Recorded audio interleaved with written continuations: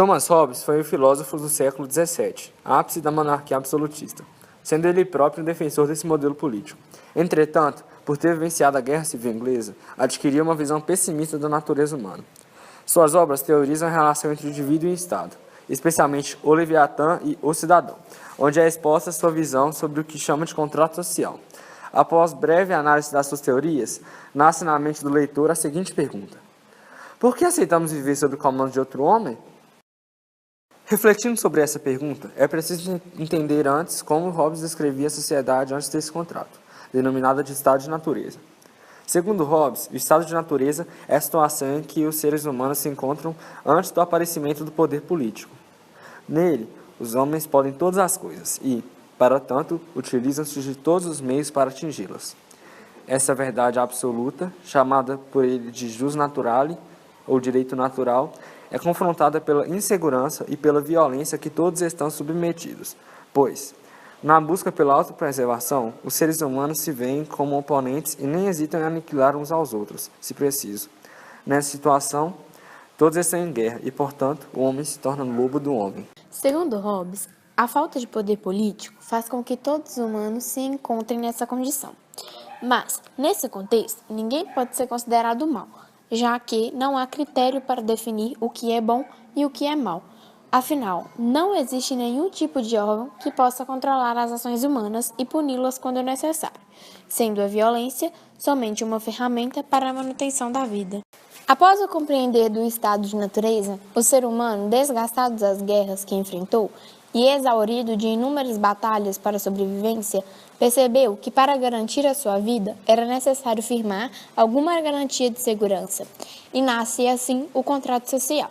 Para chegar a essa conclusão, Hobbes parte da ideia de que todos os homens, em estado de natureza ou não, sempre buscam a paz, na denominada primeira lei da natureza.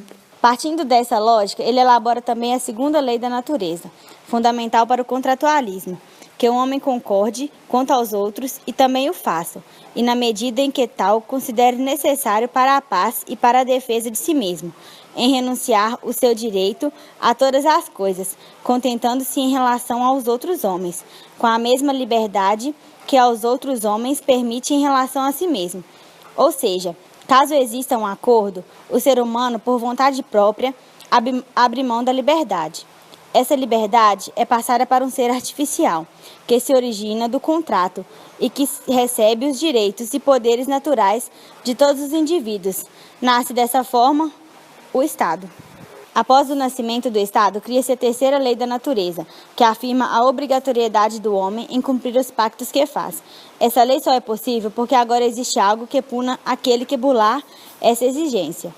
Como o Estado é artificial e, portanto, não possui as falhas do homem natural, tem como único objetivo fazer valer as leis da natureza e oferecer a justiça a todos, sendo justiça algo que só existe na sociedade política.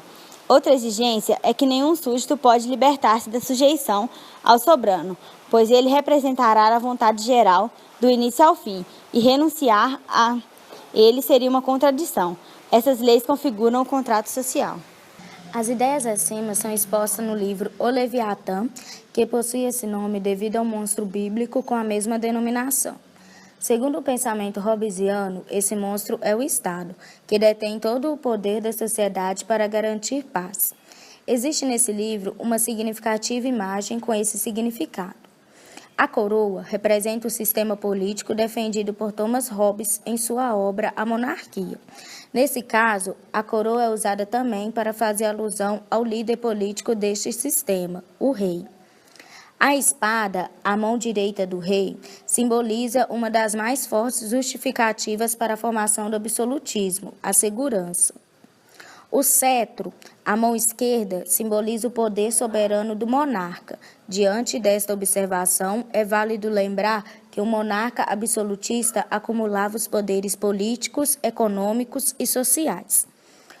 Ao observarmos com um pouco mais de atenção, o corpo do rei percebemos que o mesmo é formado por pessoas, ou seja, a representação de todos os indivíduos que o compõem, assim como prevê Hobbes. Observa-se que as ideias de Hobbes contradizem com alguns outros famosos autores da época. Notável a diferença entre ele e John Locke, que também cria um contrato social. Ao contrário das ideias de Hobbes, em que o estado de natureza é um estado de guerra, insegurança e violência, o estado de natureza lockeano é um estado de paz e harmonia com os homens dotados de razão e consumidores da liberdade e dos direitos naturais. Locke também diz que se um governante não cumpre sua obrigação, é direito do povo derrubá-lo, enquanto Hobbes discorda e diz que o povo não tem direito à rebelião, opinião que vem de seu trauma em relação à Guerra Civil Inglesa.